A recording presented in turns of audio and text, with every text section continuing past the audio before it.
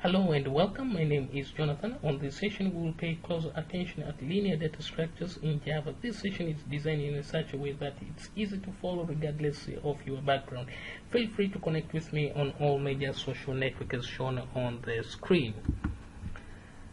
Since we will be spending a lot of time writing Java code, you will need to have a necessary tool to help you with the task. Use a text editor such as Windows Notepad or even better Notepad++. Alternatively, Gedit is the editor written in Java. For more productive use, an IDE such as Eclipse, NetBeans, or Intel IDEA are designed to help with writing, testing, and debugging programs. Programming environments such as BlueJet and Greenfoot, I found them to be very useful for beginners. All of these are free to download and use. Otherwise, you can use an online editor which is found on this particular URL. You will also need to go ahead and visit this particular URL here to download all the resources. Keep that we will be needing them later on during the course. Now, data structures are the programmatic way of storing data so that data can be used effectively. The idea is to reduce the space and time complexity of different tasks that can be performed on a data. A data structure is classified in two categories, linear and nonlinear data structures. A data structure is said to be linear if the element form a sequence, for example, array list, queue, and so forth. Elements in a nonlinear data structure do not form a sequence, for example, tree, hash tree, binary tree, and so on. In non-linear data structures, items don't have to be arranged in order, which means that we could traverse the data structure non-sequential. And here is the list of some of the popular linear data structures. Java provides a data structure of array. An array is a group of similar type variables that are referred to by a common name. For example, let's say we want to store mask of all students in a class. We can use an array to store them. This helps in reducing the use of number of variables, as we don't need to create a separate variable for mask of every subject. All masks can be accessed by simply traversing through the array. To use an array in a program, you must declare a variable to reference the array, and you must specify the type of array that the variable can reference. Here is the syntax for declaring an array of variable. Here, type to specify the type of variable, for instance, integer, boolean, character, float, and so forth, being stored. Size specifies the number of elements in the array, and array name is the variable name that is the reference to the array. Array size must be specified while creating an array. If you are creating an init, for example, you must specify how many init value you want it to hold. My array result is having size 6 int values. Once an array is created, it can never grow or shrink. Declaring an array variable, creating an array, and assigning the reference of array to the variable can be combined in one statement. The array length is not specified explicitly with this syntax. It is determined implicitly by counting the number of elements listed between the curly braces. You can initialize a specific element in the array by specifying its index within square brackets. All array indexes that at 0. So result array 0, 69. This will initialize first the element index 0 of my result array with integer value 69. Array elements can be initialized access in any order. In memory, it will create a structure similar to this. At this stage, what needs to happen is we need to go ahead and take all this theory into practice. Now, in order for that to happen, actually, what I'm intending to do here is actually mimic this particular example here, create an application which actually mimics this particular example. We are going to create an array of integers, put some value in the array, and print each value to standard output. You need to go ahead and navigate to the directory that you have placed all the files that you have downloaded from the previous session, the archive files that you have extracted before, and you navigate to the array directory, and once you are there, you will need to open this particular file here. It's array exercise1.java. You will need to open that particular file. And as you can see here, the public class is array exercise 1 When a class is declared with a public keyword, it means that this class is accessible and visible to all the classes in all the packages in Java.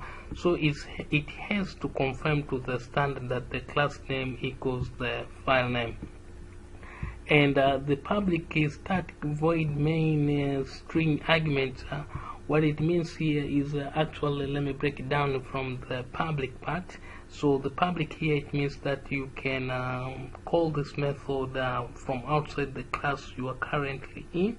This is necessary because the method is being called by the Java runtime system, which is not located in your current class.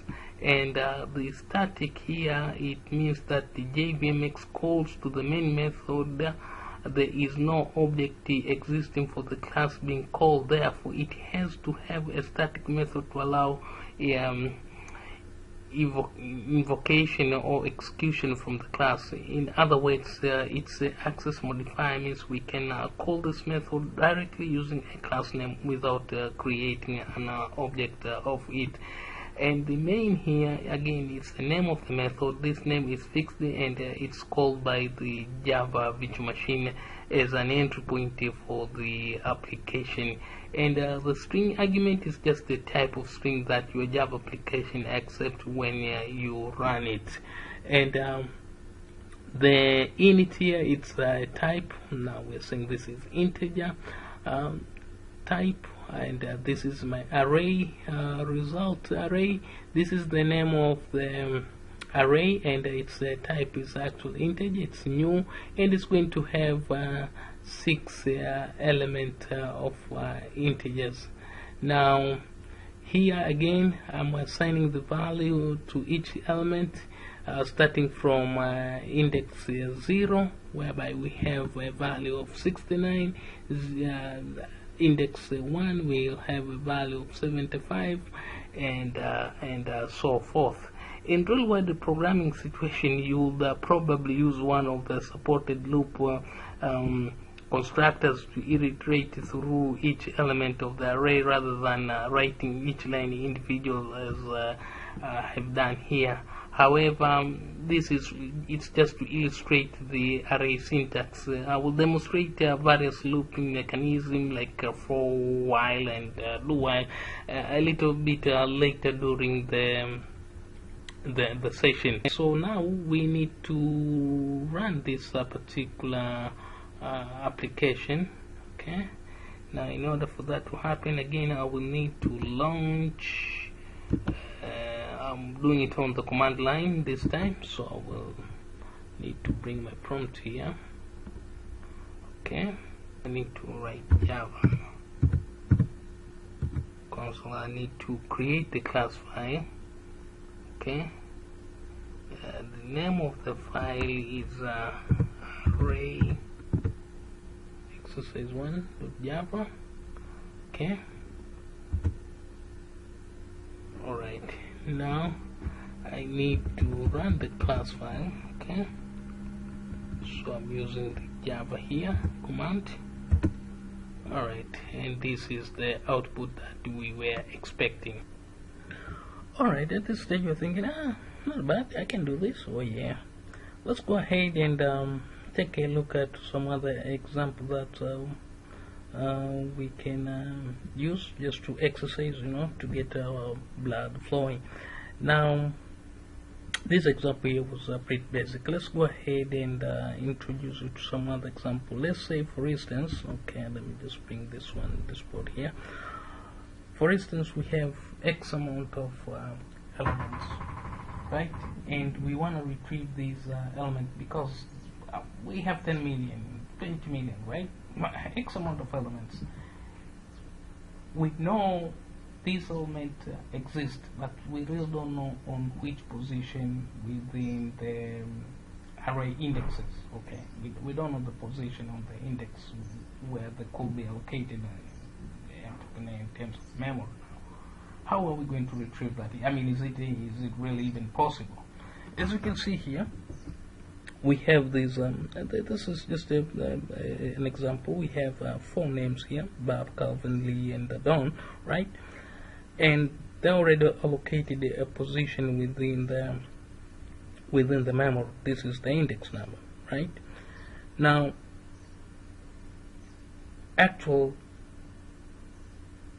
in real world, if you have a lot of items, you are not going to define the index.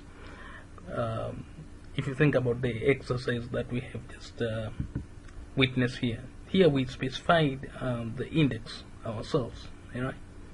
It was here. We specified the index, right? So we said element 69 is going to be at 0 index, element 75 is going to be at index number 1, element 43 is going to be at index number 2. This was defined by us. But if you have lots of items, you let the system do that for you, right? But then at some point you want to retrieve that particular element and you want to use the index number. Is it even possible? You know the element exists, but you don't know the position of the index, right? So let's see how we're going to work that out. Now, in order for that to happen, what I'll need to do here is essential. Let's see. Open up array exercise 2. Okay, you have the file there with you. Then this is the application that we have right in order to come up with the result that we're looking for. We are looking for an index of an element, right? So what's happening here is we have a linear search function to find the index of an element.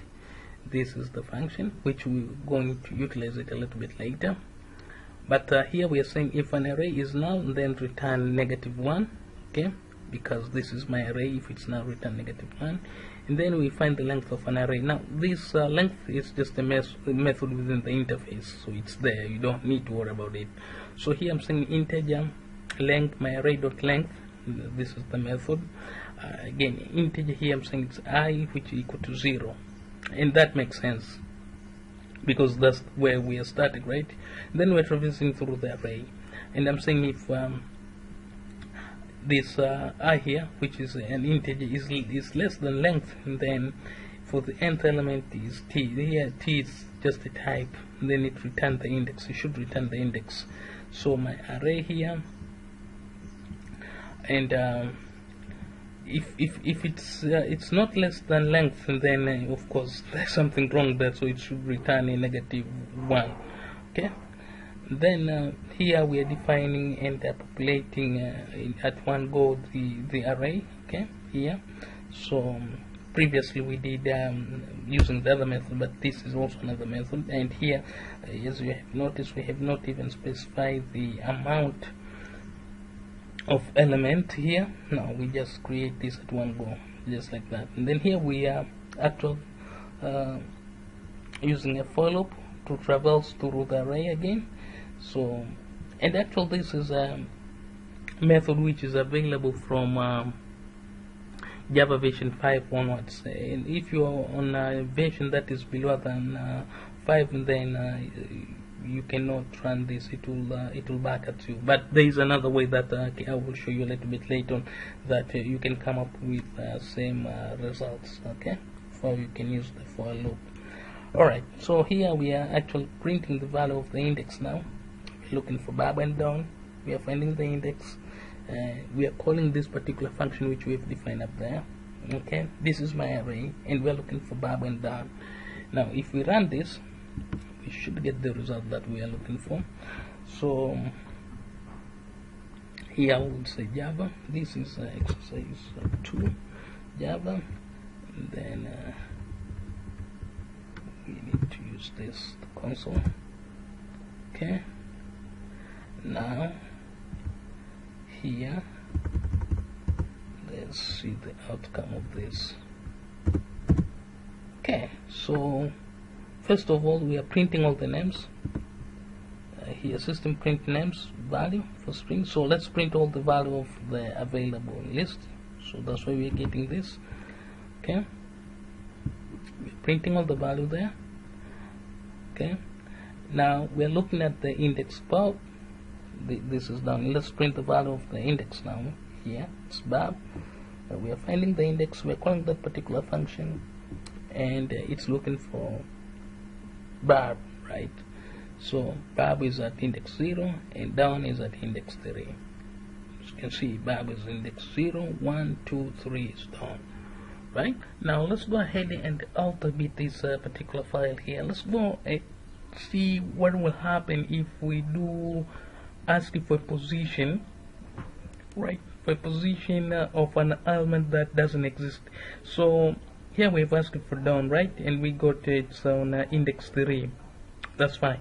So what if we ask for something that is not there? What are we going to get? What is going to be the result? Let's see if this function of ours up here it really works. Okay, now let's alter this a bit.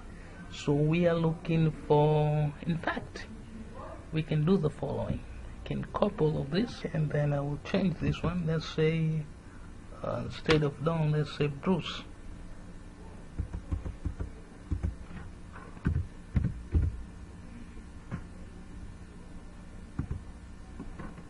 Okay, because we just want to see how this code is going to behave, how application will behaves. And another thing that maybe it might come of your concern, because down here we have the string and up here we are talking about integers. Let me just break it down a little bit. Here these integers are specific for the element that for the index that we're looking for, because again index the integers, right?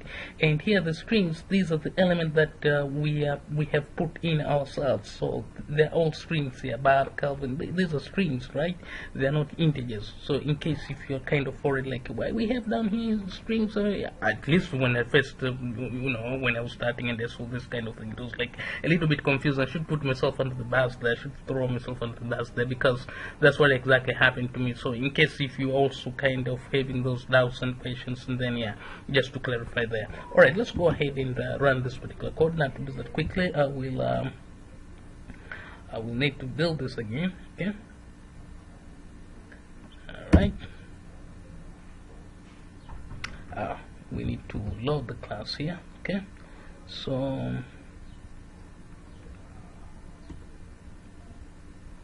okay, let's do that quickly. And then now this is 2. Okay, did I save this? No, I didn't save it, so let me go ahead and save this. So that is saved. Now let's repeat. That stuff do happens, right? So okay, so here let's do that. Okay, so the class is not there, right? So now we do like that. Okay, and now we should get the, yeah, we are getting the index of down is a position, it's at -1 because it's not there. So this was just to kind of give you the ins and outs, and this kind of errors, when you're a beginner, sometimes you forget to save your application. So these are real world examples. This is something that at least again I have to throw myself under the bus. At least when I was starting, sometimes you kind of forget to to save your application. Sometimes you copy something and then you forgot even these notation signs and all that. The kind of things that when you write an application you really need to be very careful. And in fact, if it was in real world project, that's when tools like IDEs they become very handy, because you can debug and things like that quite easily compared to what I'm doing right now. But then under this circumstance it works fine. Okay, alright, so we got our desired result there. Well, here now we have a desired result here. So what we can do, I can just go ahead and comment out this particular line. I'll remove it altogether, because again it was just to demonstrate to what is possible and what's not possible, right? Okay, as with anything else, the only way we master things is by doing it several times. I mean, just keep on practicing. Once you practice, I mean, you just get the hang of it and you become the master, right? So talking of practice and playing with things around, breaking the code and see how you can fix things, just go back to the previous exercise. That was exercise number 1 or exercise 1. Okay, I open this particular file. Now, I mean, again, I have to throw myself under the bus here in this particular example. When I first saw it, I went ahead and do the following, right? Let me just show you quickly. This is what I did actually. So And the idea here, all right, the idea here was, I'm thinking as a newbie, right? The idea here was like I wanted to print everything at one go, right? Rather than here we actually printing one by one, right? So we are issuing a print statement for this. But what if I wanted to do it in one line? So I just want to do it in one line. I mean, if you're a newbie, you'll think this is going to work. Well, it works, but the result will be a little bit different. So let's just go ahead and execute this on a command line and see what sort of result we're getting and how we can fix this. Okay, let me quickly bring this prompt here. Right, so now we will run this, or say Java. This was exercise 1, I believe. Okay, do that. Right, okay, so this was the result that we are previously getting, right? Okay, let's change this quickly. We have changed this here. Let me go ahead and save this. Okay, so save this. So we have done these changes here and we have saved this particular file. Make sure you save. Alright, now let's see what outcome we are going to get here. If I can bring the prompt. Okay, so let's see, put the prompt here, and now we run this. Now this is what we are getting. The compiler prints something like this because array object don't have a meaningful toString method. They just use the default toString in object, which prints the class name and the memory address, as you can see here. So we can rectify this by traversing through the array with a for while loop and then print.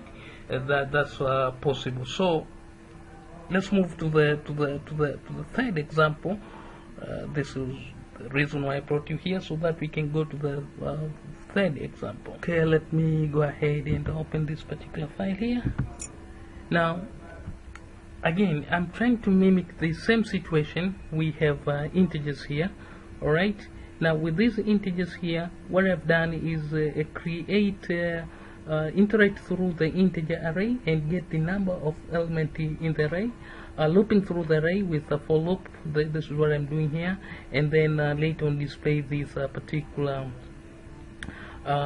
displaying the results. So here once again, this is just I'm just saying this is I is an integer type.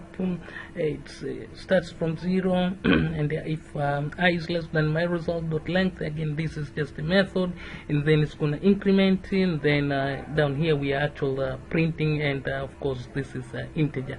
Alright, so if we run this, we should be able to get the desired result. You can see here this is gonna print everything, and if again the for loop here after Java 5 is this one. So let's start with this one, the traditional one, in case if your Java is less than version 5, and then we can use this for loop here to retain and then to print, right? You can use this one.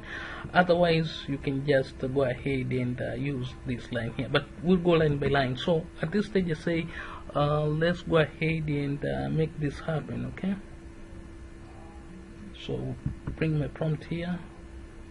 And then first thing first, we need to build that file. This is Java 3A. Okay, so we need to get the class file, right? Now we need to make it happen, right? This was 3A. As you can see, we are able to print. Okay, this is exactly what we're printing here: 6975, 6975, and all that. So actually here we have not done any sorting or anything. It's just to print the results. Okay, now we can actually close this. So let's do the following. Let me remove that and remove this one as well. Okay, just comment it out like that, and then let's enable this function here, the for loop, so that we see. This one is very much cleaner and easy to understand. So once again, I have to repeat this and insist, like, this is if you're running your Java version is 5 onwards, then you are able to run this one. But if it's less than 5 version 5, and then obviously it will complain in case you're trying to run this one. So make sure, like, you check if you have got the latest Java version, then yeah, you will be able to run this one. So let's go ahead and proceed. Okay, let me go ahead and bring this prompt here. Alright, now let's see what the outcome. Yeah, we see once again we are still able to print, and we are actually printing using this particular method here. So that's what is happening. In case I didn't save, right? Yeah, so that's what's up. We do it once more, you should get the result. Yeah, so this works. So it's up to you now. I've shown you both ways, the old style and the new style. So it depends on which version of Java you are working, and then this is the way to go. This is how we iterate through the element, and then you print the result. Alright. Okay, maybe you are still shaking your head as no and yes, I get it, but I don't get it. I will break it down. And because you know what's confusing at first time when you're a beginner, it's here you have this integer, and you see my result array there, this variable, and you think like, by the way, this is integer, and then why should we do some conversion here? I mean, I can just go ahead and disable this particular line here like that, and then have the system print out in that. Instead of I now, I should just you know, take this my result array and print it. Oh boy, by doing that you have just you run into that particular not really error, but you will display something that you really don't want to display, because the output is going to be interesting one, as we have seen previously. There is no this two string method. I mean, the result is going to be a little bit catastrophic. It's not what you're looking for, right? By doing that, because essentially what is happening here, okay, we'll start with the first line here. When we say integer, my array result, actually this is a variable, okay, which holds these elements, right? Now, integer here is a type, and this is a array name or a variable. But these types, this integer type is found here, right? So this is just a name which holds this particular integer. So these are integers, yes, but they're inside this particular variable. So this variable here is just a name, so that's why it's here, it's just a name. So what we're doing down here is actually taking that particular variable which holds these whole stuff here, and we're saying, you know what, this is I. What is I here? I is an integer. So system print I, and what is I? I is an integer which has what? It has got the variable my array results, which actually holds all these particular elements here. So that's why when we print out, we get that particular result. Sorry, if I can bring the prompt, that is, we are getting the result here. Okay, so to make it clear, let's move on to another exercise. Okay, this will be exercise 3. Let's move to exercise 3b. You will need to open that particular file, okay, right here. So this is the exercise. You can see once again, now with the Java util array class has a nice utility function for us to use. As you can see here, we have got the Java util array and Java util collection. This is what we are going to use for this particular example. In order to convert the array to string representation, the resulting string is passed to the printing method to display on the screen. So here we have the integer. Okay, here we have my array results, and these are again, this is just a variable, and this particular variable is holding these elements here. Now, as you can see, with this Java util array class, the printing method is actually pretty straightforward, because what we're doing here, we have this array.toString, okay, the conversion that I was talking about earlier, so that we can print something meaningful, something that we really desire, instead without even recombining our myArray result. Okay, so now we have this array.toString. It's going to do the job, okay, and then here we are just passing this variable name. Now this is going to do the magic, okay. Then on the other line here, this is just, we're doing some sorting here, okay, so just to show like it's possible to do the sorting. In fact, here we are doing array.sort. That's the method that we are using, but you can also do a collection sort as well if you want to. It's possible. So, but for this example, I'm just using array.sort here, and this again here, we are going to print the array.toString. We are still using the same function there, or method rather, of array.toString, and then we are calling our variable. Okay, you can just go ahead and utilize this and run this and see what are the outcome. In fact, I need to go ahead and do that now. I will not do this on okay, I think we have worked there a lot here on the prompt. Let's see, for instance, if you want to use the online editor, let's go ahead and see if we can use the online editor. Okay, so I'll copy this, okay, because we haven't tried to use the online editor. So now let's go ahead and do that. I'll copy this, and then what I'll do, I'll copy that, I'll go straight to the online editor, okay, and once I am here, so this is the online editor, right? I am here on the online editor, okay. Oops. This is the online editor. Alright, so I will just paste my code in, okay, paste the code, and then I can I can execute this, and then we see the outcome. Execute. Okay, so now we get the desired results. So if you look at the result here, we are seeing, let me, if I can do this. So we have the result before sorting, okay, and if you look at our code here, this is the result before sorting to 69, 69, 75, 43, and so on, which is actually the case.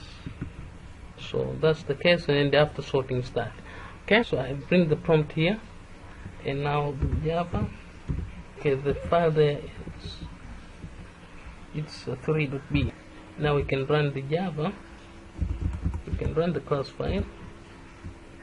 Okay, we can execute this Java command here, and then yeah, we see we are getting the same results. All right. From this output here, just notice the square bracket from the in addition to the element separated with commas. This method I'm using here is once again array.sort, but you can also go ahead and use the correction the collection dot reverse order if you wanted to, and here it's actually the array.sorts, and then I have my result array, which actually I wanted to, by the power of collection interface within the Java util, I wanted to reverse the order. This is exactly what we are saying here, if I should translate that in English. Okay. So what we have observed so far is that the array class of the Java util package contains several static methods that you can use to compare, sort, and search in an array. In addition, of course, you can use this particular class to assign a value to one or more element of an array. This class, once again, is a member of the Java collection framework.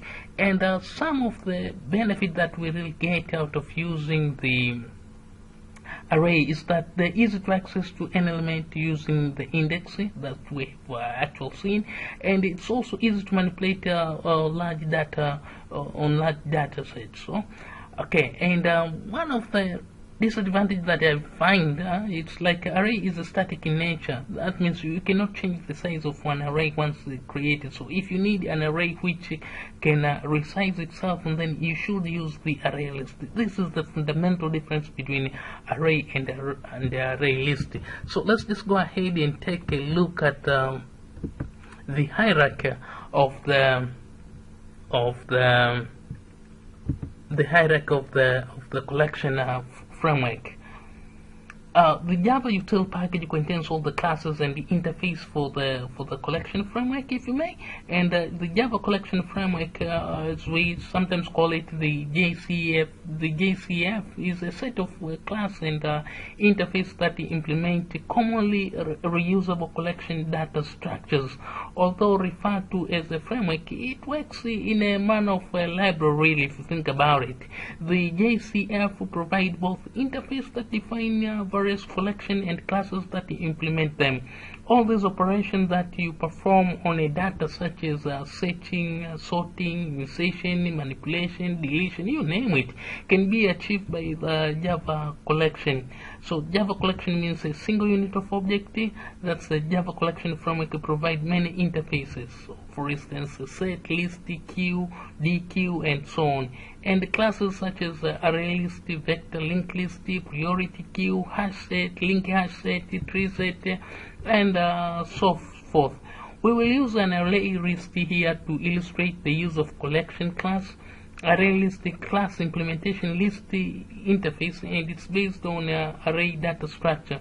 It is widely used because of the functionality, of course, and the flexibility that it offers. Most of the developers choose array list of array as it's very good alternative for traditional Java array. Array list is resizable in nature. Array implementation of the list interface, it implements all the optional list operation, and of course it omits all elements including null. As we have seen with the limitation with the array is that it has a fixed length, so if it's full you cannot add any more element to it.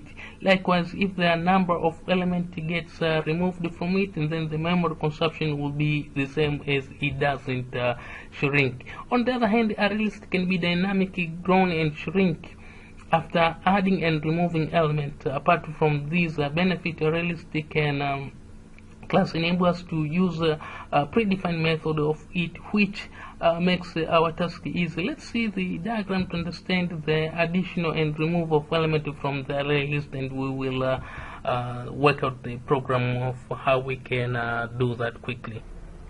Now, as we can see from this particular diagram here, like array element, when we add them, they form this sequence. You can see the sequence here. This is when we add the element, and once we have added these particular elements, we can also add an element at a specific index of a specific position.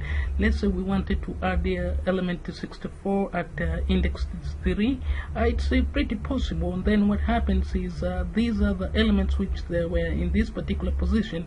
They will just shift this side, right, as you can see here. So 7, which was previously on index 3, it has shifted to index 4. 16, which was on index 4, it has moved to index 5, and so forth. So adding element is pretty straightforward, and removing an array element as well, it's the same scenario once again, because now, as for instance in this particular example, we want to remove element 48, right?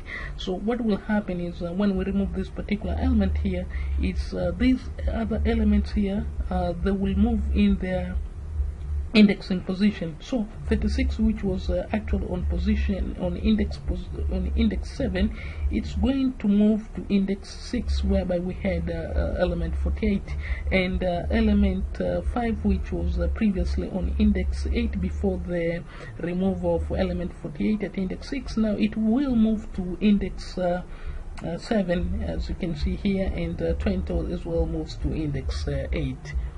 So what we have discovered from here is that arrays, they are resizable.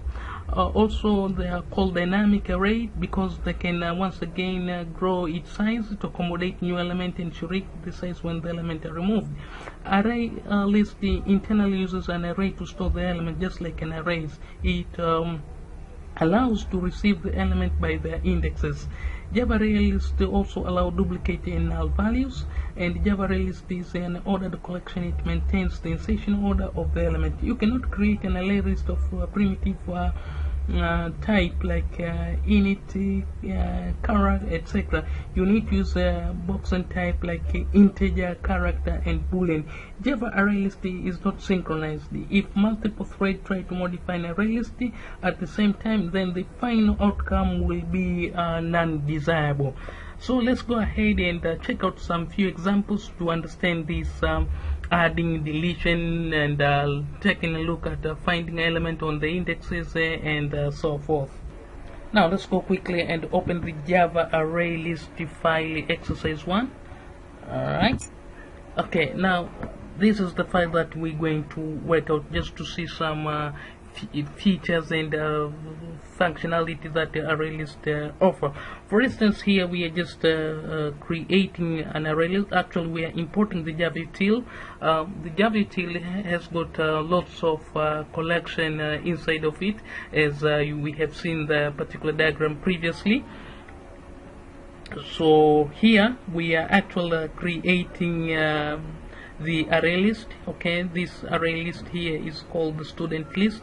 The methodology is pretty much straightforward, and we are actually giving it an initial capacity of 5. Okay, and what we are actually doing here, we are adding value to this particular array student list or variable student list. Okay, then we are retrieving the element at a given index. Now this might be a little bit of a surprise to you if you are actually a beginner, you're seeing this for the first time, because what exactly is happening here? We know that array list, the work just like arrays in a sense, like we use the indexes. Okay, so for instance here, Donny is going to be at index 0, Bob is going to be at index 1, Calvin index 2, Tisha index 3, and Chopin index 4, right? Now here what we're actually doing when we retrieve these indexes here, we are saying for the best student, right, student list, best student here is a variable. Okay, we are looking at student list, which we have actually created there. We want to get student list dot size. Again, this dot size is a method which is available, and you don't have to worry about that. And -1, this -1 is in English we should say like it's going to give me a position before the last position. That's the meaning in English. So we are getting to a position, the last position before the last position. Oh, the last position before the last position, because the last position is null. So the exact position before it, right? Okay, I hope you understand what I mean. And the second best student list get 3, so this is going to get us index 3. So if we count here, it's going to start at 0, 1, 2, and 3. So this will be the desirable result. And for the last student, right, we are saying here get index 2. Now 0, 1, 2, this will be Calvin, right? And again, I have to emphasize on this thing here, student list size -1. Again, here if we look at it, we have 0, 1, 2, 3, 4. So if we say the last position before the last position, the last position now it's null. So the last position before the last position, that's going to be this one, Chopin. That's our expectation there. So here we're just using this system of printing. This is again, it's a method, it's a built-in method. We don't need to worry about that, it's available.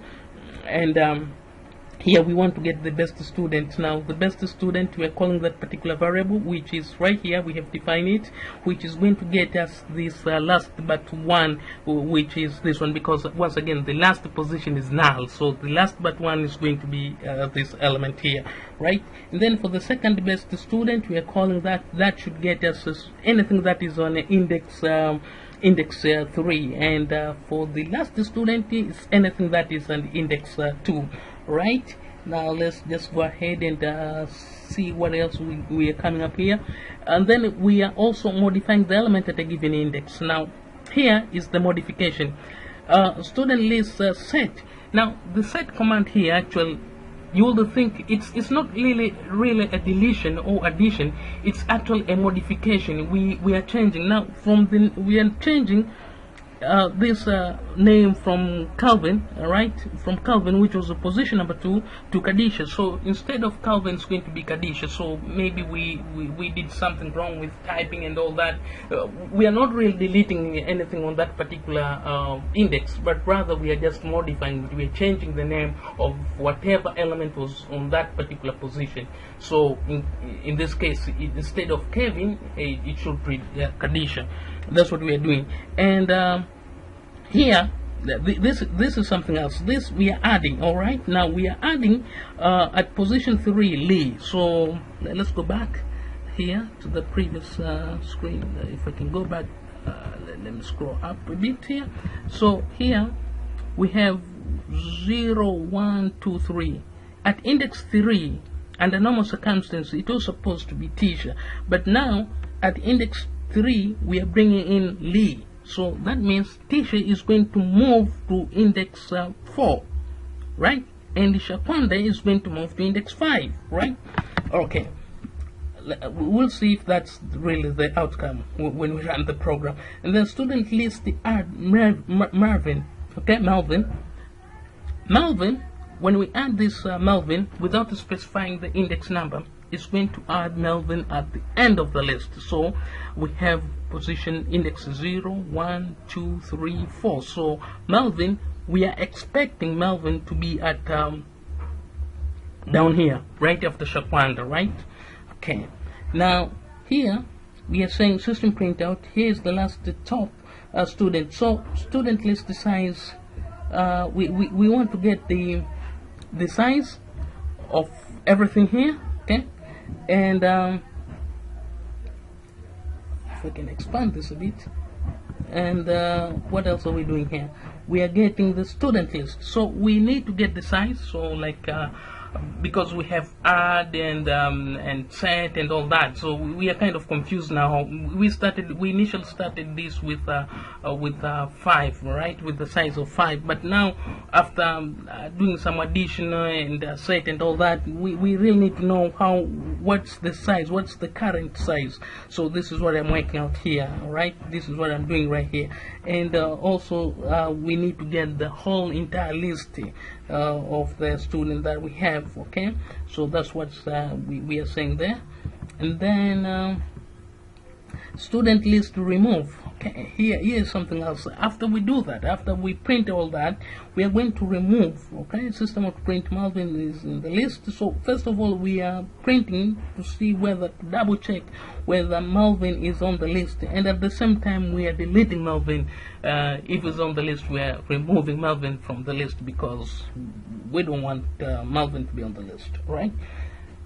And then here once again, we are going to go ahead and print to get the last element on the array. So we are printing the last element because we have removed Melvin, and as we know, Melvin was the last element on the list. Now we want to check if really Melvin has been removed, and if Melvin has been removed,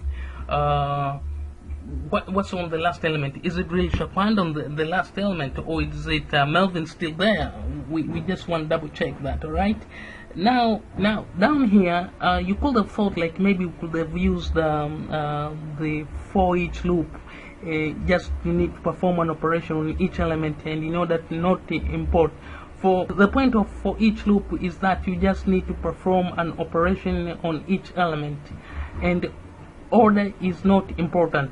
For each field, process the element in a completely random order. Here, what is happening? Actually, we are irritating, alright, through the element. Now, this is why you could have thought maybe we could have used the for each loop, because we are irritating in backwards direction. Because let me explain first of all the theory behind this. Okay, before I explain this code, let me just explain the thought behind this here. What exactly was my intention was. We want to irritate through the element, but in backwards direction, right? And get the three elements. After irritating backwards, we need to get the 3 elements that we are going to retrieve. So once again, let me just scroll up here. We have okay, the idea is probably, I'm not sure, we might have Shakwanda in the list, we might have Tisha on the list, and we might have whatever the name we see after we remove Calvin, or we have we replace Calvin with what? Kadisha. Okay, so probably we're gonna get Kadisha, Tisha, and Shakwanda. So Kadisha's here, we replace this Calvin with Kadisha, right? So the idea here is probably we're gonna get these names somewhere, okay, after irritating backwards. And this name, when we look at it, these are our best students, right? One was, if for instance, student list get 2, okay, 2 0 1 2. So whatever is 2 here is the best student, right? And no, second best student was on 3 actually. So 0 1 2 3. So it was this position here, 3, and list but 1. Okay, the last student was on position 2. Okay, so that we don't care. So we are only caring about these 3 elements here. Okay, so maybe before I explain what exactly I'm doing down here, I will get back to this point here. Let's first run this code. Okay, we run this code and then I will explain. Okay, so let me bring my prompt. Okay, so we build the class file.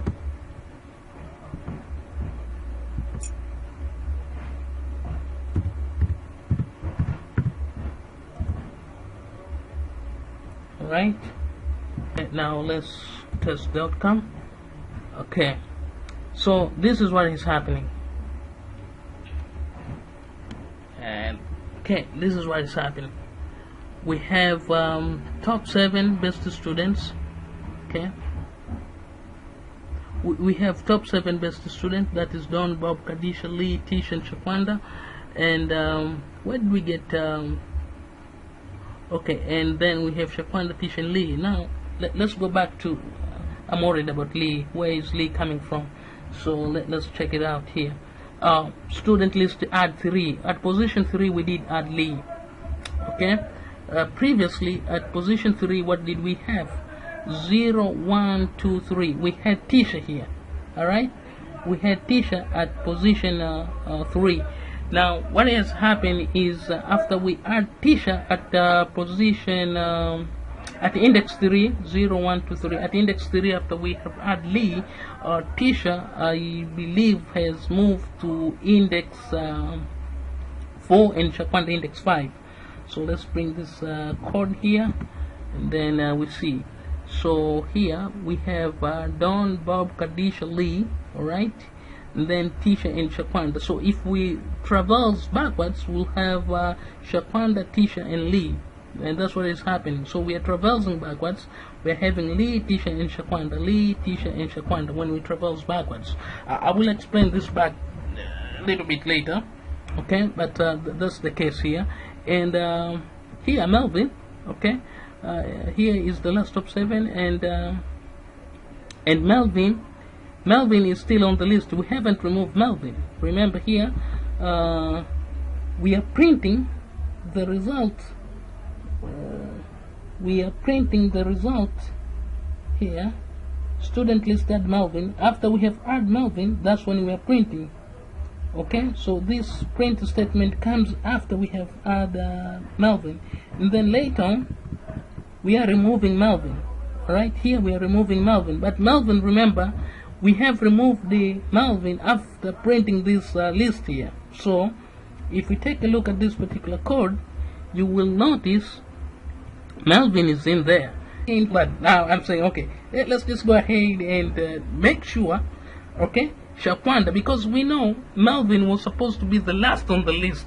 So let's make sure if Shakwanda is still the last one on the list as previously, okay? Because we added Melvin by mistake. Melvin was not supposed to be on the list, so we have removed the Melvin, but it says true, so we are kind of double checking. Oh, probably we are confused, you know, you never know. Again, this is just an example, by the way, okay? I hope you don't take me that seriously on some stuff. Yeah, take me seriously, but not that serious. I mean seriously in the other way. Okay. So Melvin, where am I? Here, right? Where am I again? Last name, yeah, here. So we are checking. All right, let me bring my prompt right here. So where? Here. Last element is Shakwanda. That's what we wanted, because if Melvin was the last one, right? If Melvin was the last one, now I'm coming to this part here. If Melvin was on the last one, when we do the irritation here backwards, and remember we said we want to get only -4. -4 equal to 3, because you're seeing the -4 here, and then you're seeing 3 elements. Okay, I will explain this code. Yeah, just hold on, bear with me for a second. I need 3 students only, and now you are seeing this -4 for the student list size. Okay, again, this size is the size here is the method which is inbuilt. So we are calling 4 items. Now remember, again, the way this works is like the fourth one is when we say -4, we're actually going to get 3, because there is a null at a certain point. And if we say 2, we're gonna get, if we say 3, we're gonna get 2, because the third one is gonna be null. And if we say 2, we're gonna get 1, because the second one is null. If we say 1, then obviously we'll get null. We'll get nothing because it's null. Oh, okay, I hope you get me, right? Yeah. So if you say 1, and you think you'll get something, then oh boy, you can just go ahead and try that one out for yourself. Okay. So the idea here, I just wanted to get that Kadisha, right? And I just wanted to get Kadisha, because Kadisha is the last one, right? Is the last one. So if the list change, something else comes after Kadisha, then whatever that comes after Kadisha will be the top student and everything else. Okay, so here, let me explain this. List iterator, okay? List iterator. This is going to travel through the list, right? It's going to travel through the list. But again, here what we are doing, we want this to travel through the list, and the list size, because again we have a size, the indexing of these elements. So that's why we are bringing here the list size, because we need those indexes to get us the indexes. And then of course here we are printing the top 3 students, right? This is just the message that is going to pop up, as you can see on this particular here. If you look at the prompt here, we say top 3 students. Okay, now the magic comes here. We are irritating previously within the index. That's why we had this size here, so that we could take the indexes. So previously indexing, and equals to student list size. Once again, I'm throwing the size there, and the size that we need, or we're actually looking for, is 4. 4 in the sense that we will print the 3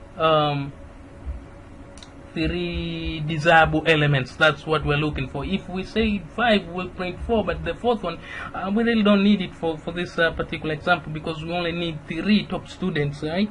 So yeah, that's the case. And then here we have object E. Alright, now we need a moment of silence here. Alright, we need a moment of silence. Object E. Now E is a special character representing elements, right? So we have this object E, we are iterating to the previously, and here we are calling the E again, and plus anything that is going to be we are not specifying anything here, because again, this we are pulling it from here, from whatever the size is here. So we are just pulling it on this particular element here. E represents the element of that particular object. I hope it's clear, man. I mean, well, if a beginner, it might take time to sink in the logic behind this. You might need, to test the code in several different ways, just to, to understand what's happening, and that's acceptable. That's what you need really to do in real life in order to get hang of it, to understand exactly what's happening behind the scene. Here I'm just giving the introduction, and so that you understand it. But if you feel like maybe something's missing, then you are always welcome to research it further, right? Okay, so this is it. And no wonder when we print here, okay, we are getting Shakwanda, Tisha, and Lee. We are irritating backwards. So backwards meaning we are getting Shakwanda, Tisha, and Lee, right? And that's what is being printed. If we said 5, we could have got Kadisha as well, but that's not the point. We don't want to get Kadisha. Alright, so this is it. Now, after taking a look at this particular code, you will have thought like, Jonathan, why you didn't want to use for each loop? Well, the point is, for each loop is that you just need to perform an operation on each element, and the order is not important. For each could process the element in a completely random order, and it will still be doing what it was designed for. If you need to process the element in a particular way, as we have done here, I suggest using the list iterator. Because it's the only applicable for list collection implemented classes like array list, linked list, and so forth. It provides these bidirectional iteration using the next index and previous index, as we have seen on this particular example. This method allows you to find the index of the element around the current cursor position.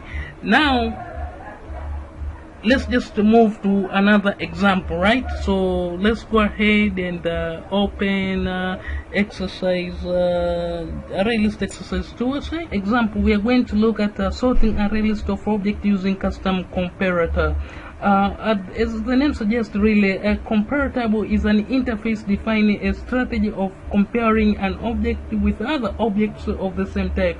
This is called the class's natural ordering. Now, before I explain the code and everything behind the scene, what we have done here, let's first do this on the work it out on the command prompt. So let me bring my command prompt here, if I can bring the command prompt. All right, and then we run this application, and then I will explain what's happening behind the scene. So I will start by creating this class file. Build the class file, that is. Then let's see this the outcome here. Okay, this is what is happening here. We have name of the students. Okay, you can see here Takisha, Jasmine, Cassandra, Bob, Lee, Dawn. All right, and then we have the subject. We have geography, right, and history. And then we have the mask for each subject, what the student has obtained. For instance, Takisha, geography 25, history 50, Jasmine, geography 34, history 42, Cassandra, geography 29, history 30, Barb, geography 69, history 53, and so forth. Now here we are sorting these candidates by history in ascending order, right? So Cassandra, history 30, Jasmine 42, Lee 43, Takisha 50, and so forth, right? So you can see here Dawn 60, 53, 50, 43, and so forth. That's ascending order. All right, and for geography it's the same thing. Now let's go and take a look at the code. We started by importing all these libraries as usual. Now I went ahead and created a class of candidate, and then I have these string here, which actually I made them private, but you can make them public if you want. And the string here is, we have name, and name is string, of course, and geography is integer because we're expecting to have numbers there, and history is also integer because of the same thing, we're expecting to have number. And here I'm just defining this, okay? These variables, okay? So we are saying this name is a name. Now this is actually a method that I'm saying this name equals to name, and geography is, and geo equal to geo, and history equal to history, okay? there is no changes here. Alright, this is this particular block here. And then for the string get name, return name. So here is the get method that I am defining for the name, for geo and history. I'm defining this get method, okay? Otherwise, when I want to use this get method, if I did not define it here, then it will fail on me. And here we are essential overriding. We are overriding the display. We need to get the display now. The display, as we've seen in this particular code here, let me just bring the prompt again. We have the name, which is in this case Bob, and then the subject is geography and history there. So this is what we are doing now. We are defining, you can think of the look and feel. So what we're going to have first is the name, and then second, the second line, the second column. These are columns. So we have the first column as name, and second column here should be geography, and the third column is history. Okay. All right. So that's what we are doing there. And down here, as usual, we are just now creating this array of students. Okay. So we have this nested arrays here. Okay. Array list, we are creating it there. Okay. And here is per our definition up here, we have name, and then the second column, the first column is a name. Okay, whatever name is, whatever string that is going to be, whatever the element that we're going to throw up there. And then the second column here will be geo, and the third one will be history. Okay. Alright, hope that's clear. Now we are moving down here, and here we are just using for each method here to print. Okay, we are calling this candidate. Okay, and we are printing out the name. Okay, which we have defined there. So we need the name, so candidate get name. That's why I say if we did not, if we didn't do what? If we didn't define this particular method somewhere up here, then it was not possible for us to call it. We could have got some all sorts of runtime error. So that's why we had to define these get method, because we knew we were going to use them. So that's when we call it here now. Get name, for the name get name. So we, of course, when we get name, we're going to get this name here. And for geo, we say candidate, because it's one candidate variable there, we're gonna get the name geo, right? Okay, so if we can expand it a bit here, we get geo. And for history, it's the same thing again, as you can witness up there. All right, that's what is happening. Okay, now here the sorting magic, that's where it starts to happen. On the previous session, we used the array.sort, if you remember, while we were doing the array, but I said it was also possible to do the collection.sort. And then I thought, okay, maybe this is a perfect example to show you how collections.sort works as well. So here we are doing a collection.sort, okay, of students. Okay, these are the students here, and we are doing the comparator, okay, or comparing, okay, candidate get history, because this is what we need to sort with. Okay, so sorted candidate by history name, this is what is going to print. And we are using for each method here, looking at the candidates, and then we are getting the name and the subject. Okay, so we are sorting here this particular subject, the history. We are sorting here using this particular subject. Now if we wanted to sort with geography as well, it's just the same thing. Okay, with geography is down here. So collection.sort students, okay, which is this one here. We have add student down there. Compare, we are comparing, okay, candidates. These are the candidates. Okay, we are getting the subject name. All right, we are sorting candidates, geo ascending. This is just a message that we are going to print. Okay, but the magic itself has happened up there, and we are getting the name. Okay, we want to get the name, and we want to get the subject as well. So That's when we print out down here, as you can see, when we print, what happens is we get the names, okay, Tekisha, Geograph 25. Alright, so this is how we wrote this particular code, and these are the functionality of this particular code. Okay, just to sum it up, when you sort an array list of objects using custom comparator, there must be two objects that you sort against with. Okay, so that's why in sense of for the sake of this particular example, we had students and the candidates. So we were sorting between the student and candidate object to get our desired result as for what we were actually fetching, which were actually the subjects that these candidates they were taking. Right? Now at this stage, let's just go ahead and pay close attention to linked list class. As we know, both array list and linked list they do implement the list interface. However, they differ completely in the way they store and link to the element. An array list stores the element sequential based on the index. However, a linked list uses a double linked list to store its element. It actually provides a linked list data structure, inherit the abstract list class, and implement the list queue and the duck interface. Therefore, it can also be used as a queue, duck, or stack.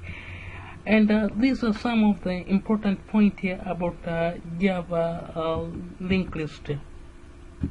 Java linked list maintains the insertion order of the element. Linked list can have a duplicate and null value. In Java linked list, class manipulation is fast because no shifting needs to take place.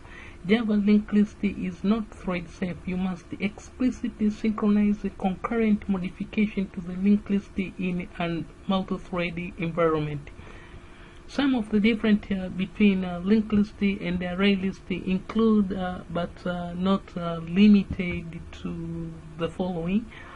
In linked list are dynamic data structures, and what we know about dynamic data structures is that they have the flexibility to grow and shrink in size. That means inserting data to the start or end of the list is very fast, while static data structures such as arrays cannot grow during runtime. In other words, let's say you have 5 items in your array, you want to add an item to the array. To do that, you would actually need to create a new array, this time probably increasing the size from 5 to 10, for instance, in case more items are added in the future. Afterwards, you will need to iterate through the old array and transfer the content over to the new array. As you can see, this will take 0n, and 0n is a formal expression time memory complexity. In other words, it's quantitative form of expressing how much the time, memory, and operation takes. A linked list consumes more memory than an array list because it also stores the next and the previous reference along with the data. You can access an element in array list in 0-1 time, but it takes 0n time to access an element in linked list because it needs to traverse to the desired element by following the previous preference. Adding or removing elements are usually slower in an array list compared to linked list. This is because the elements in the array list need to be shifted. If a new element is added in the middle of the array list might also need to be resized to accommodate the new element. Similar in case of removal of the element in array list need to be shifted to the new position. In summary, we can say linked list is good for adding element to the end, i.e. stack and queues. Linked list performs best while removing object from the middle of the list. Linked list also implements list, duck, and queue interface, so linked list can be used to implement queues and stack. Alright, now at this stage let's go ahead quickly and lab this. Okay, now before we lab this, there's a few things that I want to bring to attention. Number one is The way that I want to demonstrate this is by creating linked list from the scratch. We will go ahead and create a program that will demonstrate how linked list works. In fact, when I'm talking about single linked list, how they work, we will do this from the scratch. I will not go ahead and make use of the available libraries from the list interface, but rather, once again, I will do it from the scratch. So what we know about these things, we call them linked list, is that we have these nodes. Okay, so we have nodes. Now each of these nodes, basically what they do have is what we call data. So they have data or element in every node. Okay, that's each node has got data or element. So for instance, this one has got element 70, and maybe this particular node here has got element maybe 40. Okay, something like this. Now each particular node, it's essential connected with each node with what we call pointers. Okay, so we have from this particular node, we have a pointer which points to this particular node, and from this node we have a pointer which goes straight to that particular node, and this particular node, it has a pointer which points to nothing now, since it's the last node. Alright, and the very first node, it's actually a special node in this case, because it's the first of the node. We call this node a head node. So this node here is a head node. This is the concept of a single linked list. Now, how do we write codes that demonstrate this? Okay, so in order to do that, let's just go ahead and do the following.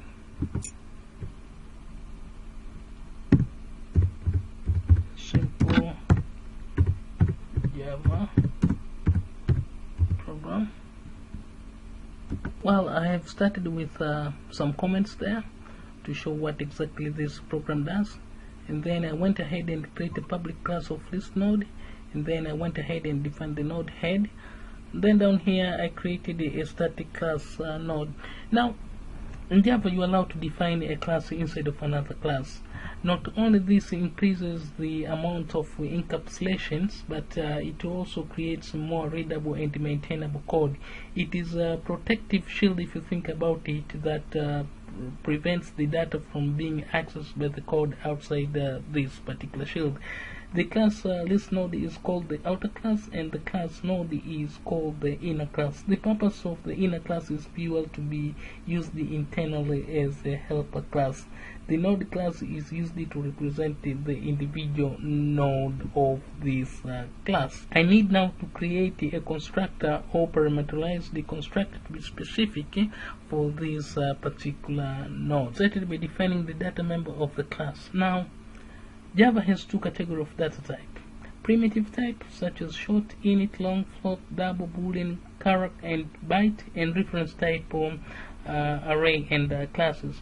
When you declare a variable with primitive type, you get enough space to hold the value of that type. When you declare a variable with a reference type, you get a space for reference or a pointer to that type, not the type itself.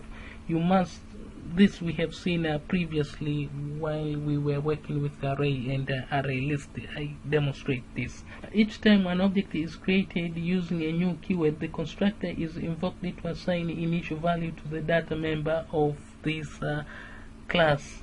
Note that the next field of the node is itself of a type node. That works because in Java every non-primitive type is really a pointer. So a node object is really a pointer that is either null or points to a piece of storage allocated at runtime that consists of two fields, data and next. We will not be able to create an empty node So the constructor will take a character as its argument and assign it to the data variable. That's what is happening here. Otherwise, we will end up printing empty nodes. Now, talking of printing, we need to actually write some code that will help us to print something. This particular function here prints content of the list, linked list, starting from the head. Of course, here we are saying no temp head. That's where we are starting. Then we are traversing through the list node. So when temp is null, and then temp is not null. When temp is not null, then system print temp and data, and then keep on going to the next node. Okay. So now we need a method to create a simple linked list. Okay. So let's do that quickly. So we are defining our pointers, and we are also printing. Okay, so now we can go ahead and test the outcome of this particular program. So I will save this file, and now let's go ahead and execute it and see what happens. Launch my command prompt. Alright, so we need to compile this.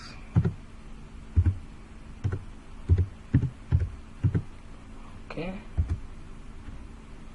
Alright, once we compile it, we need to run it. Okay. Now we see we're getting ABC. Okay, that's what we're expecting. That's the outcome. That's fine. According to this code here, we are supposed to get that. Now let's say, for instance, we do the following. Okay, we comment out these lines here. That is, we are removing the links. Okay, we are breaking the links. So because we have these links here, so now we are removing these links and we are only remaining with this part here. Let's see what will be the outcome. Okay, we are only having this now, only not being defined, and see what will be the outcome. Okay, so we need to run that again. Okay, compile. Now we need to run the program. Okay, no, I did not save, so we need to go ahead and save this since we've done that changes. Okay, now we need to see what will happen here. Alright, now we see we're only getting A. Now the reason why we are only getting A, if you think about it, let's go back to the code. It's because this is the head node. Okay, the head node, that's a special node, right? It's there, that's why we are seeing it. But in order to get to the second one, so if we take this one, now we save this, we should be able to print the second node. Okay, so we do that. Okay, now we are printing that because we have a link between the first node and the second node. Now if we wanted to print the third node as well, we need to have that link open. Okay, so we need to open this particular link here and then save this. Of course, we need to save that, and then yeah, we need to go ahead and do that. This is gonna print all the nodes. Okay, and in case if we wanted to add, for instance, we want to add maybe a fourth node here. Okay, we want to add the fourth node, right? So here we will say get following. I'll copy this line.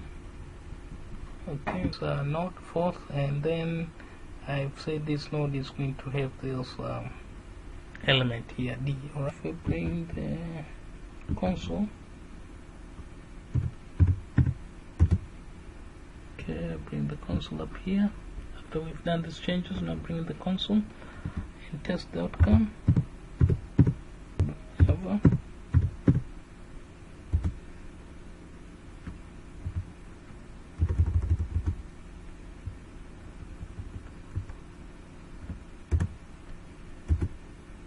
Okay, now we see we are printing A, B, and C. Now in order to print everything, we need to go ahead and add a link.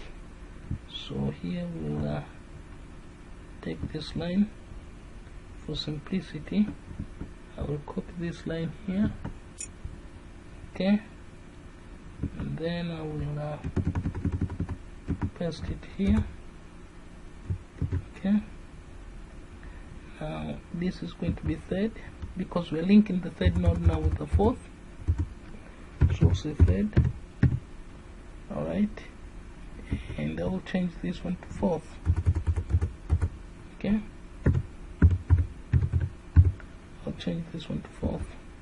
I can put some comment here, testing. Okay, then don't forget to save this. And then now when we go back and compile this, okay, now we run, we see we're getting A, B, C, and D. Alright, at this stage you must be somehow comfortable with writing your own linked list, and you think like, Jonathan, is it? But we haven't included any method and things like that. Be patient, my friend, because we will be doing a lot of linked list exercise as we proceed, because once again I do believe, like, if you really want to master the linked list, if you really want to know the ins and outs of linked list, it's better to create your own linked list rather than relying on the libraries that are available within the linked list interface. Alright, so right now let's just take a look at some other linear data structures that we have not yet seen, which is actual the queue Java data structure. Now, Java provides a queue interface which is part of the Java collection framework. Queue is a first in, first out data structure, just like a queue in real life.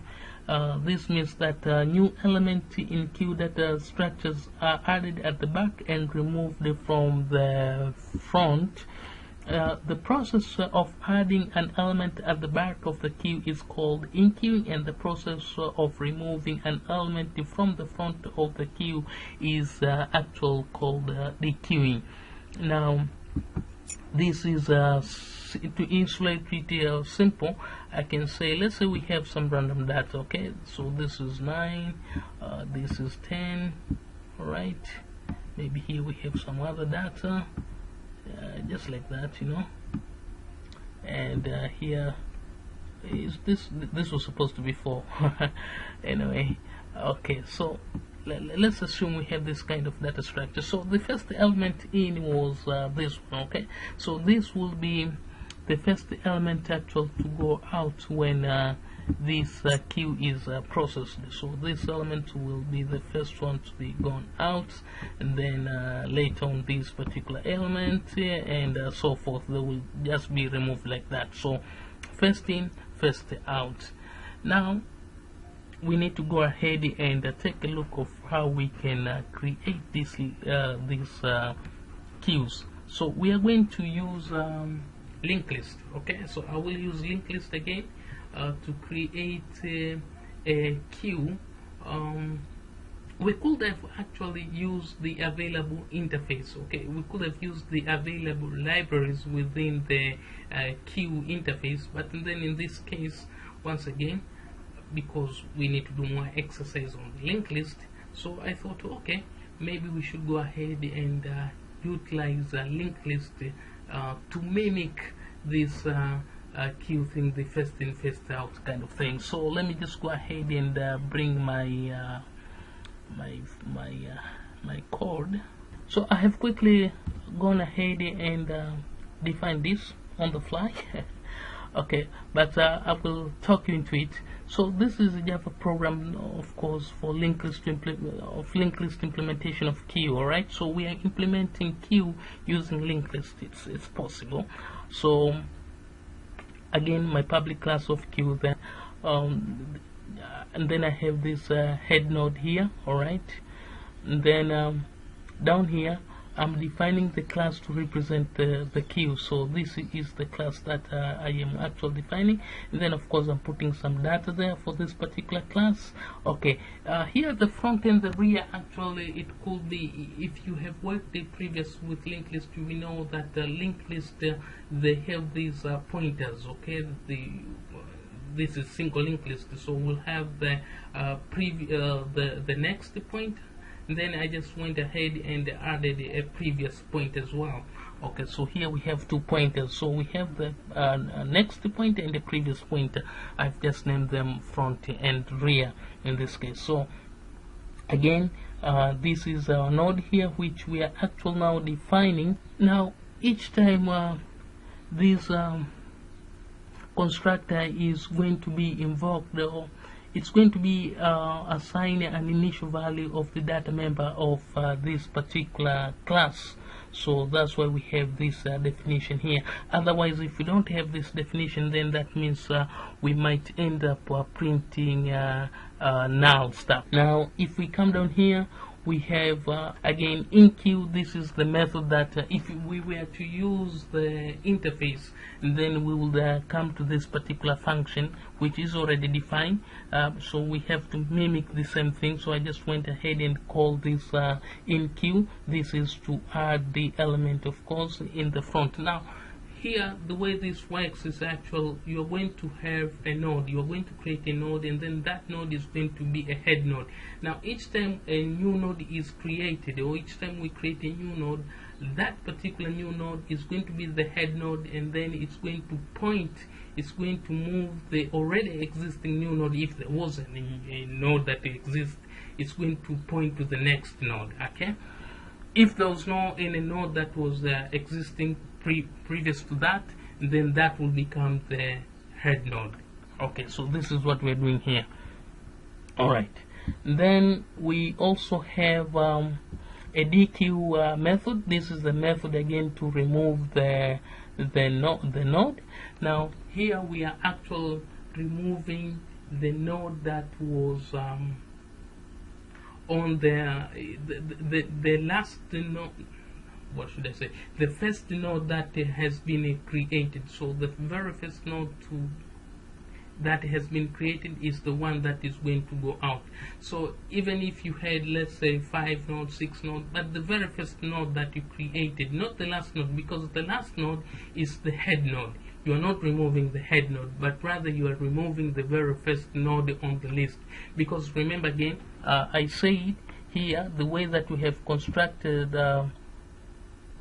our nodes here is the very first node that you create, it becomes the head node. But as you keep on adding the nodes, that head node is going to shift, it's going to be the next node. So the node that you are going to add, the very new node, is going to point to the next node, which in this case was the node that was existing. I think it's going to be much clearer when we run this particular code. Alright, then the other method that we have here is the print method, which is pretty straightforward.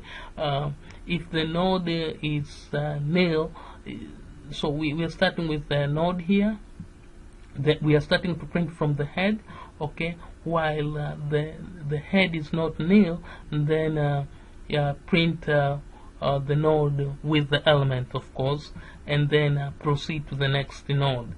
That's what we are saying here. So it will keep on traversing through the entire list.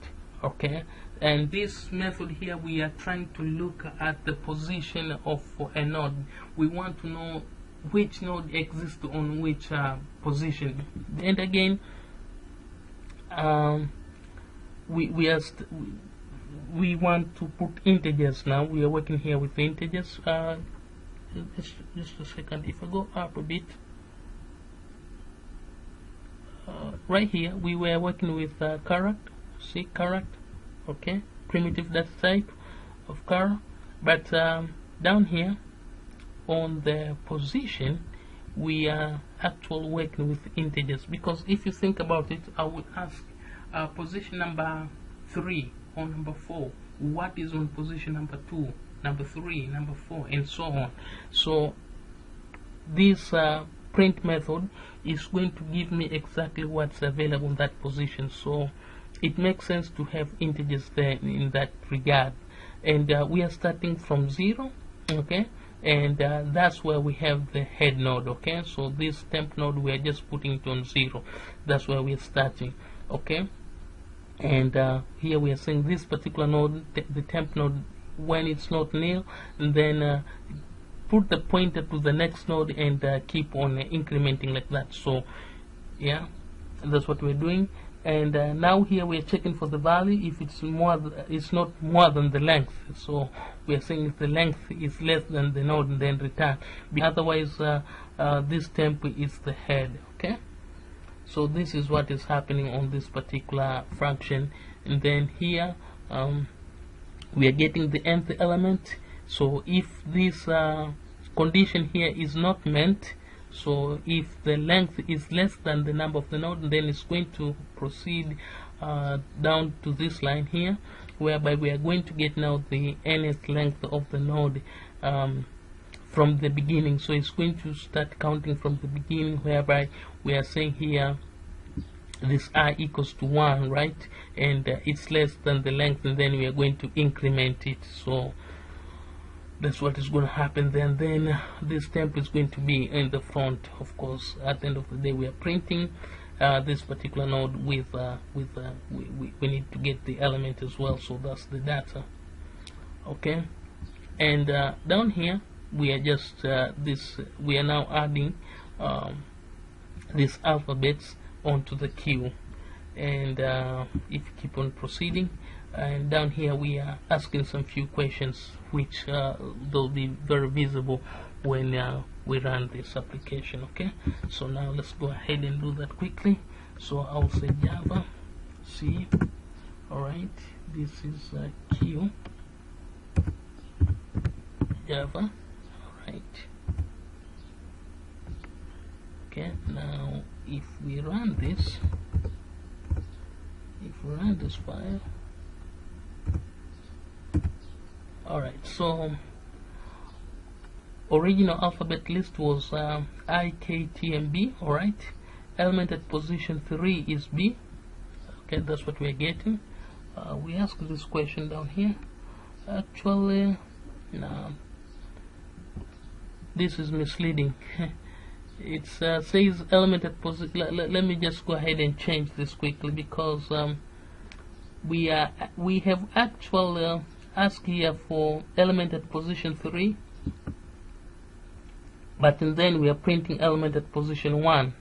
So this should be position 1 here. So I'll change this quickly.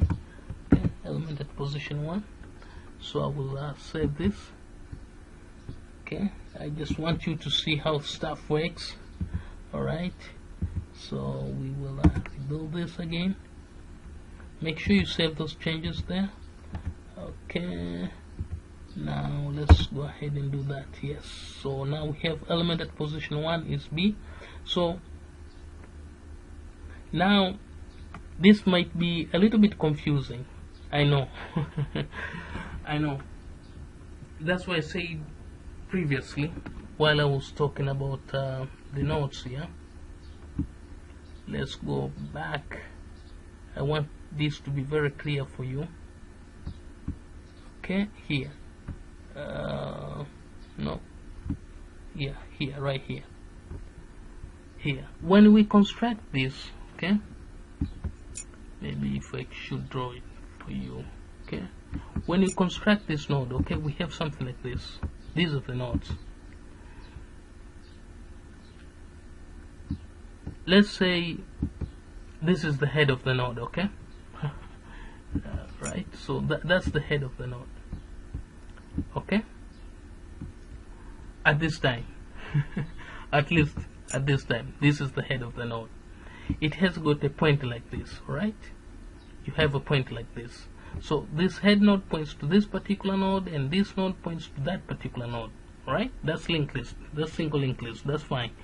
When we add a new node, okay, when we add a new node, let me change the color here and add a new node quickly. When we add a new node right here, pop, bang.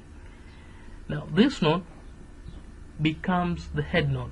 According to this definition down here, this one, where you're seeing that, this one becomes the new node, and hence you will have a pointer pointing now to the very previous node. So you have something like this now. So this becomes a new node, and it points now to the old node. Okay. So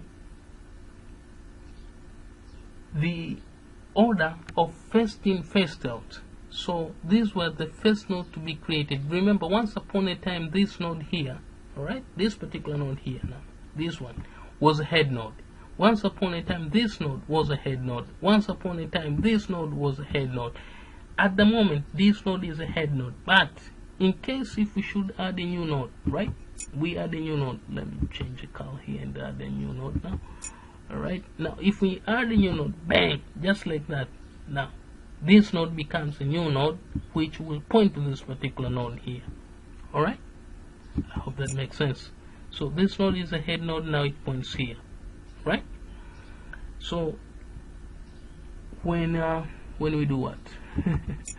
Alright, when we did this, when we were printing here, and I said to get the position 1, I am actually asking the system who is the head node now, right? Who's the current head node? This is what I'm asking here, and it says the current head node is this one, is B. So if we should add another element, obvious that element will be the head node and not B. Okay, because we have got I. This was first in, first out. It was once upon a time. It's the first one to come. It was the first one to be created. So it makes sense now for I to be removed. So that's why here, after removing I, we have K, T, M, and B. And then after removing K, we have T, M, and B, because these, they are newly created. So who's next on line? It will be T, M, and then eventual B. I hope this is clear now. Okay. Now I thought maybe we should just go ahead and take a look of how we can work out the implementation of queue and linked list using the available library tools. So we will define it. We will use the available libraries, okay, for the linked list and queue to create just to see how these queues work. So we will create a queue and perform some basic operation like enqueuing and dequeuing. As we can see here, we are enqueuing. Alright, and then we are asking basic equations, okay, like for instance finding the size, checking the queue if contains a certain element using the if and else conditions. Alright, and these are just basic stuff that we are doing here. We are getting also element from the queue without removing it, of course, and we are also using the pick method, which is actually similar to element method, to ask these particular questions here, and we're also removing element using the pull method. Okay, so these here, what we've done actually is essential. If you look at it carefully, it's more or less the same as what we have done using our predefined method with linked list. We created this from the scratch. We did not make use of these particular libraries, but then here I thought maybe we should just see how things work here, because this is much more simpler. Once you know the syntax, you know what you're doing, you know what you're looking for, it becomes very simple really to achieve. Okay, so we will run this quickly. Let me bring this console here. Okay, we'll go ahead and run this. So I call this Q1, right? Build this, and then we see the outcome of this. Okay,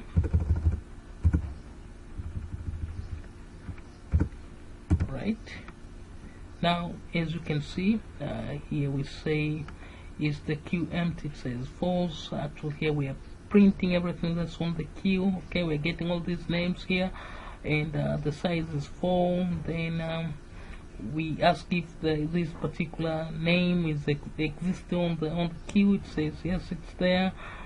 First person on the queue is Bob, and then we are removing that person from the queue, and we're also printing the remaining content of the queue, and we get that. So this is basically it. This is you have seen queues, and you have seen actual the queue implementation. One was a little bit tricky because we did our own thing there, okay, and this one is using now the available infrastructures within the interface. So these are the available libraries that we have made use of it.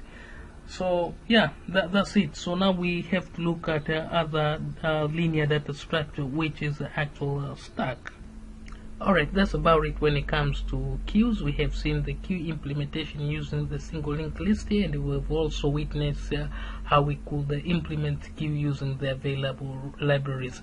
Now let's go ahead and concentrate on another linear data structure type, which is actual stack. Let's see how we can implement the stack using linked list in Java. Stack is an abstract data type which demonstrates last in first out behavior. We will implement the same behavior using linked list. There are two most important operations of stack, and that is push and pop. Now let me just try to demonstrate how this thing work all together. Okay, so if I can okay, we have something like this. Okay, so with when it comes to stack, we will have our item like this. Okay, the stack like that. We will push element to the beginning of the linked list to demonstrate the push behavior of stack, and then we'll pop. We'll remove first element of the linked list to demonstrate the pop behavior of the stack. Now this is a push. We push to the bottom, right? Okay, so we push that particular element, we push another element, just like this. This becomes a stack now. We keep on pushing. Okay, the first element to be added on the stack, it's the one on the bottom, and the last one to be added on the stack, it's the one that is going to be on top. That's the implementation of stack. Now wonder we say last in first out. When we want to remove this, when we pop, we remove, right? When we pop this element, so the last in, which in this case will be in this case it will be this particular item here. Okay, this is the last in object. Now this will be the first one to go out. We are going to pop this, and the first element to come in was actual this one, right? This is the first element in.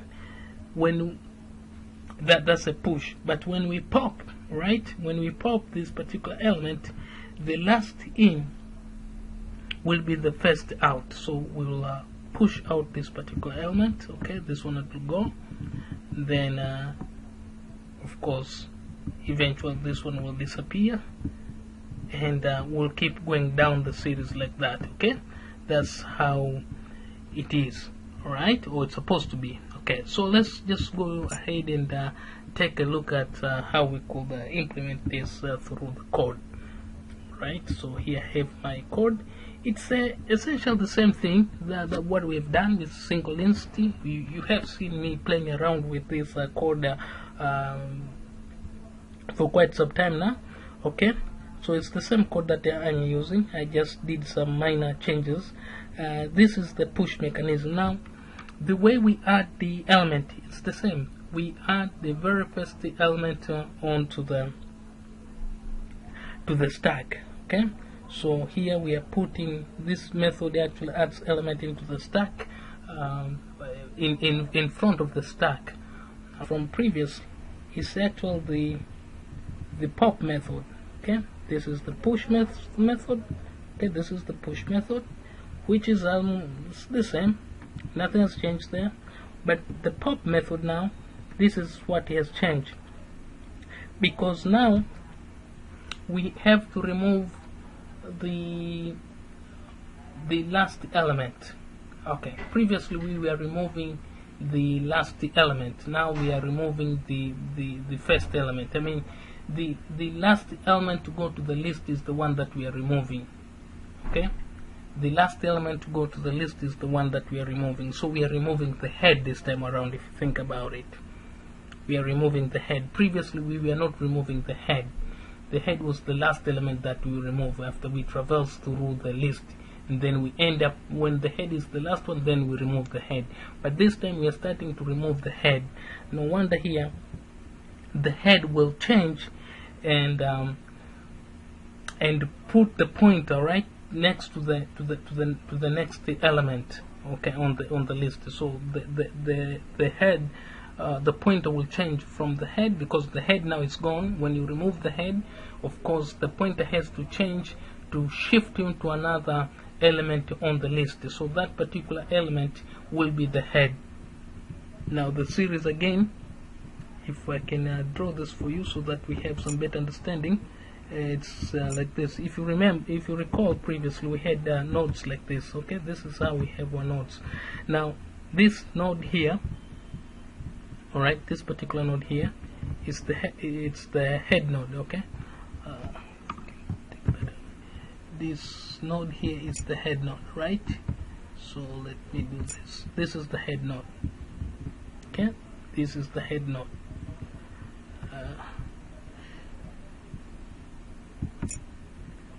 This element here is the head node, right? Okay, so now the pointer has to change. Okay, so because now this points here. Okay, this is the pointers. Okay, so now when we remove this particular head, okay, when we remove that particular head, you will imagine the pointer is going to change, because this is no longer a head node. So the head node has to be this particular node here. So this node is going to be the head node. Okay, and then when this one is we remove this, okay, by using the pop method, then this node, it's no longer head node, but the head node should shift to this particular node. I hope now that it is clear, and that's what is happening down here, if you think about it. Here, right? Okay, so that's about it. So this is what is happening here. And then we are, of course, at the end of the day, we want to get the data or the element. Okay, so we are returning the element. And notice here the public car pop. If previously we had this void method, now because here I am using primitive type, and this actually I did it intentional, because now we are using the primitive type. I just wanted to show you, if you're using the primitive type, then there's no need to have the void method. So in this case, public is okay, so just public is fine. Okay, now the print method is the same, what we have been using. We have already discussed about the print method, how it works. So we just move down. Okay, let's keep scrolling. Now the print method, we have already discussed about that. Now this is our list here. Okay, we keep on pushing, push this item, we push item, you can imagine. We keep on pushing, then we print, we keep on pushing, and then we push, and then we pop. Okay, we push and then we pop. Here we pop, push, we pop, we push, and then we pump, and then we print the result. So let's see how this is going to look when we run it. So let me bring my prompt, my command prompt. Okay, and then try to run this. So this is the name of the file is actual let's start. Okay,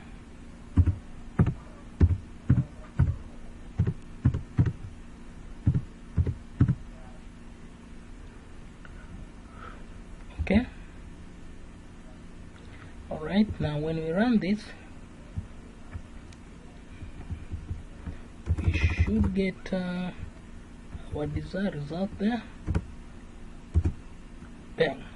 Okay, now we see element being removed here, okay, as we were expecting. C and I, they've been removed there. And then we also remove D, because D, remember here D was the head, now it's gone because we asked it to be removed. And then now we are remaining with this element. So actually we can do the following. Let's just alter this a bit. So I'll copy this line, copy this particular line here. Okay.